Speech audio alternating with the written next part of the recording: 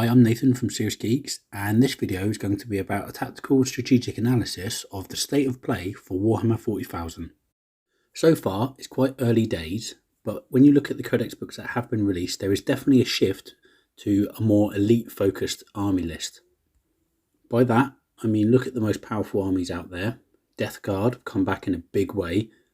Deathwing Terminators for Dark Angels in the new supplement. They look to be very powerful and very scary. Terminators in general. Blade Guard, who can take advantage of transhuman physiology and have 3 wounds apiece plus an invulnerable save. All Space Marines having 2 wounds apiece minimum anyway. And then you combine all that with things like obscuring terrain, which means that you can't draw a line of sight on a lot of units that you need to eliminate quite sharpish to be able to win the game, which means you can get your slower moving or perhaps more vulnerable units up the board with their multiple wounds and really go to town on the opponent, score those objectives on secondaries, go to different table quarters where need be. There's a lot of options there, and elite armies are really bolstered by that. Now, when you consider that winning a game of 40k requires careful management of your secondary objectives as well as winning the primary objectives, which generally means you're going to be approaching the opponent, means that you're going to be getting up close to those elite infantry who are going to just chop you to pieces or blow you apart. Approach the Blade Guard to try and win your secondary objectives, and then get killed by them. Terminators can teleport down. They can put pressure on the opponent's objectives, they can put pressure on the opponent's deployment zone, they can put themselves in a different table quarter if need be. They can also do that whilst killing stuff and be very hard to remove themselves.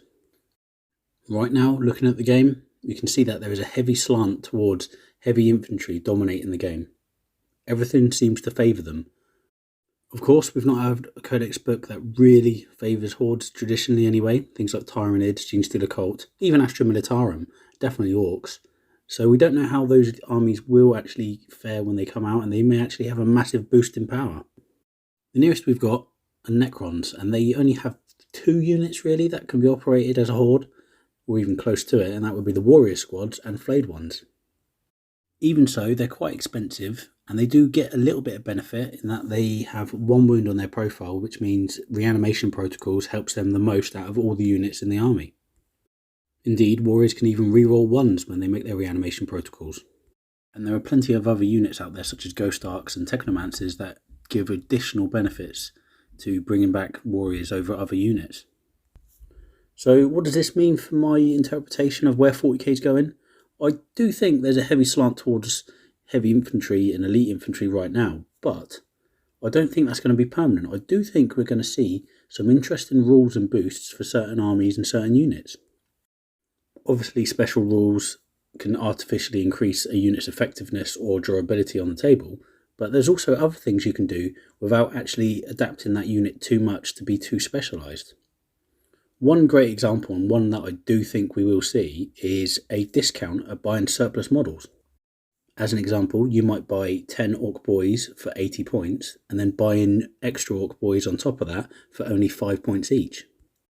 Methods like this, when building an army and building a unit, would provide players an incentive to actually build a large unit, despite the fact that coherency rules and the blast rules can be quite detrimental to a large unit. It also means that you don't have to clutter the game with needless special rules just to boost up a unit's effectiveness on the table, although I have no doubt we will see extra special rules for most units anyway.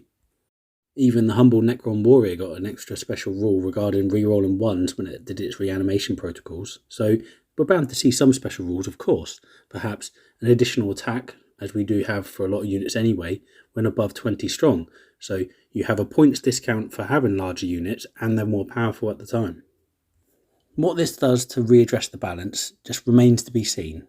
It's still quite hard to operate with large units on the table around obscuring terrain without them being able to be shot anyway, so it's difficult to hide such a unit. They have a large footprint, they have to maintain coherency rules, which makes it even harder to hide them sometimes.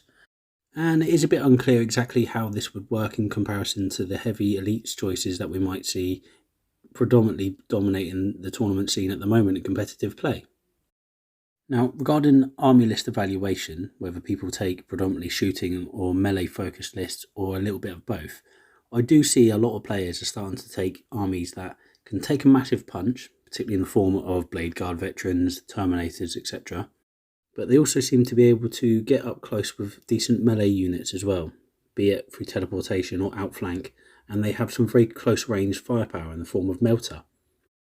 The meta, or the greater competitive scene, which is my preference if you want to talk about it, due to the requirement to score secondaries, obscuring terrain protecting units, and heavy infantry that have multiple wounds and quite difficult to remove, the focus in many people's army lists is large numbers of elite infantry which operate on a close combat or close range basis, such as melter units, with slightly less amount of vehicles on the table. Now, I think the vehicle situation will change gradually, simply because there's been an adjustment to how the secondaries operate, so you don't score as many points for killing vehicles, and obscuring terrain can protect them, and there's nothing quite like a transport to get your units up the table. But right now, there is a focus on these other units, and until a big horde comes out that is quite competitive, and that means that it can swamp elite infantry quite handily, and you need vehicles to be able to have an increased amount of firepower to eliminate them, I think that this is going to be the focus for competitive 40k in the immediate future.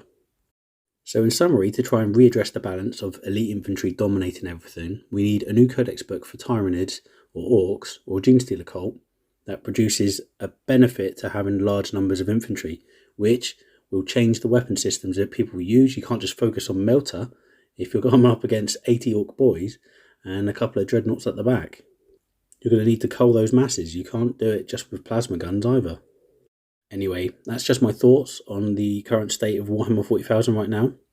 People may have a different opinion, and it's quite hard to really get information without large numbers of tournaments and competitive games being played due to the lockdowns around the world, etc. But this is pretty much my experience from playing a few games in between lockdowns. Don't worry, we do socially distance, but it's nice to have a few games with a few friends. Now, let me know in the comments below what you think is the current state of play, whether you agree, whether you disagree. It's always nice to hear from people. Please like and subscribe, and I'll catch up with you with a Tactica later in the week. Peace out.